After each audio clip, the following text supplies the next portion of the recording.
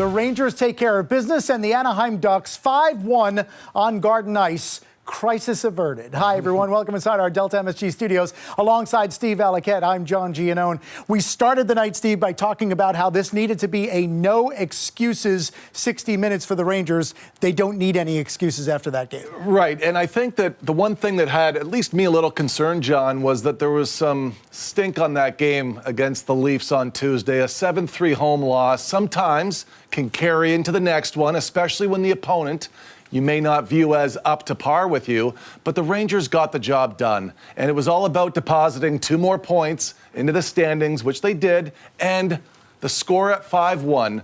They don't have to hang on and muck it out and risk injury or overextend their top players in this game. And that, to me, is the best news. You win 5-1, you win comfortably, you're healthy, you go home, or you're getting on the road, rather, but you're getting yourself to Boston and in bed late. So at least you didn't overextend yourself, is the point. At least you took care of business. And didn't overlook tonight's game, knowing what looms tomorrow night with the Boston Bruins up in Massachusetts. Rangers get a hallmark night from one of their signature players over the last decade, and that is Chris Kreider. He came in on the verge of several milestones, and he accomplished all of them.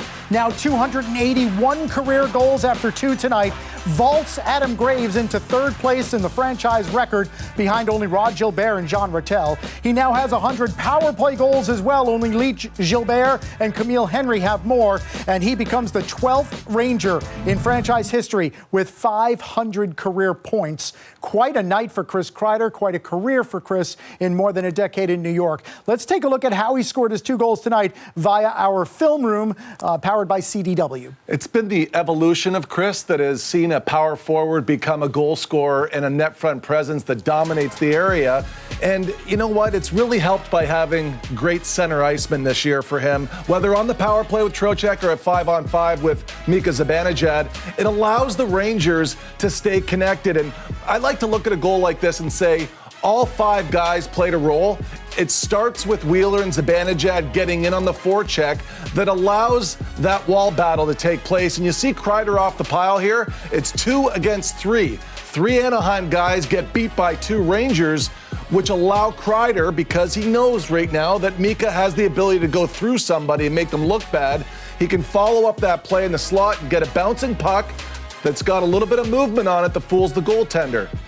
Now, Trocheck turns his stick over and becomes a lefty. We've talked about that for a few weeks now. The Rangers are in possession on the power play. Zibanejad is now able to catch with Fox here to get it up top to the 2 quarterbacks, he and Panarin. And you can see what Kreider's doing all along. He is waiting for the opportunity to get his stick free. Now, the key here that I've seen with him, he had 6 of these, his 52-goal season. Pay attention to his left skate. It's really close to the goal line, and then it rotates, so the right skate on contact almost sits and straddles on the goal line.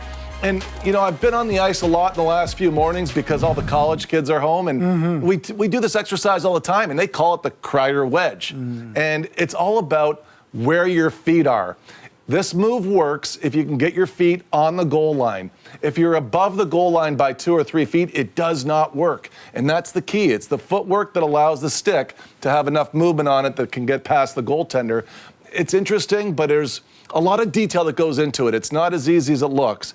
This is only something Chris has really become a master of in the last 3 years. And he's been walking tall for the Rangers for a while now. 16 goals on the season, tied with Artemi Panarin for the team lead. Only 7 players in the entire NHL have more goals than both Panarin and Chris Kreider. Kreider was the #1 star on this night. If not for his heroics, the guy who would have gotten top billing once again would have been Jonathan Quick. And he's the subject of our Liberty Mutual crease coverage, because what more can be said about what this guy has done? 28 saves tonight, 1 goal against. He's played 10 games this year. He's allowed 1 or 0 in half of them.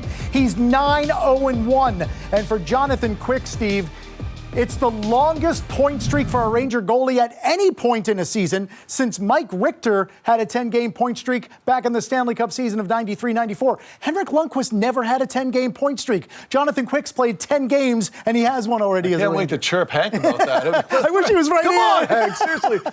You know what, though? We've talked a lot about the pressure that's been on Shesterkin. How about the pressure on Quick? we've completely dismissed the fact that he came home to sign with his childhood favorite team. Mike Richter was his favorite goalie, and he's done everything perfectly right. We've always talked about his deep will in the game. He's always able to fight through and find a way. I think the biggest difference now is that he's doing it with positioning first. And that's why he's able to take these shorter routes through the crease. He's always there for a battle, and he's always available. And I think that's the key word. He's always available to make a second and third save. That's always been his game, but now he's always there. And it really starts with his ability to probably be coachable at this point too, John, because, you back it up a little bit. And I think the genesis of his move here, if I'm pointing this in the right direction, starts with Sean Burke. And this was Benoit Allaire's first goalie coach job in Phoenix. And Sean Burke last year was in Vegas.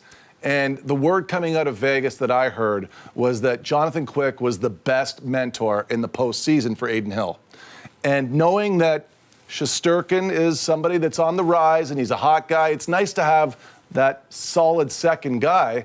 But now there's, again, it's not a controversy, it's a situation. But it's a developing situation because if Shesterkin needs a little more time after tomorrow's game because it doesn't go well, who plays Tuesday? And if it does go well, then no big deal. This is just how it's going to go this year, and Shesterkin rolls into Toronto on Tuesday. But I think I'm looking at that Toronto game as maybe it's got to be an earned game for Shesterkin. He's got to go out tomorrow and earn that game. Yeah, and I mean, especially when you consider what Jonathan Quick has done to be a slump buster for the Rangers. The Rangers now 7-1 this season in games following a loss, and Jonathan Quick has had a huge hand in that. Let's begin our reaction in the dressing room with the victorious Rangers goaltender, with Michelle Gingras.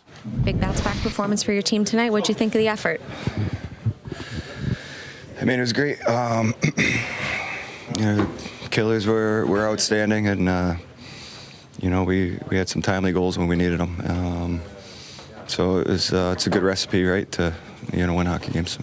To just the ebbs and flows of the season, you guys have kind of preached just staying even keeled throughout that, right, and kind of riding the waves a little bit. Does that mentality help you prepare for each game the way you have to come out here and have a performance like that tonight? Well, we know it's a long season, and there's going to be good games, bad games. Those happen. But I mean, the important thing that I think our group did a great job of is, we're not down when we're coming in the locker room the next day, right? Everybody's coming in looking to work and looking to continue to get better. So throughout those ups and downs throughout the year, if you kind of continue that mindset, that's gonna go a long way. You mentioned the Killers doing a good job tonight, but you hold Anaheim to just one goal. So defensively, as a team, what did you think of the effort throughout the entire game? Yeah, it was great. It was a point of emphasis, for our team. Games we won, we've had a defense first mentality, and we understand what that does to other teams, right? It frustrates them a little bit, and a little less zone time for them, and we're spending a little more time offensively, so it goes a long way. We certainly did that tonight. Growing up a fan of this team, you probably have an appreciation for the history. Just what can you say about what Kreider was able to do? Yeah, I mean, it's some of those records from original 6 teams, right? They've been around for forever. So, for him to be that high on the list, and it's you're just happy for him, right? You see how hard he works every day, and I've known him for a while now. Training with him in the summer, and the work he puts in, right? So it's you're glad that he's getting rewarded for all that work. Jonathan Quick allowed the first goal of the night. He allowed no others. 8 saves in the first, 12 in the second, 9 more in the third. Number 2 star on a 5-1 Rangers win.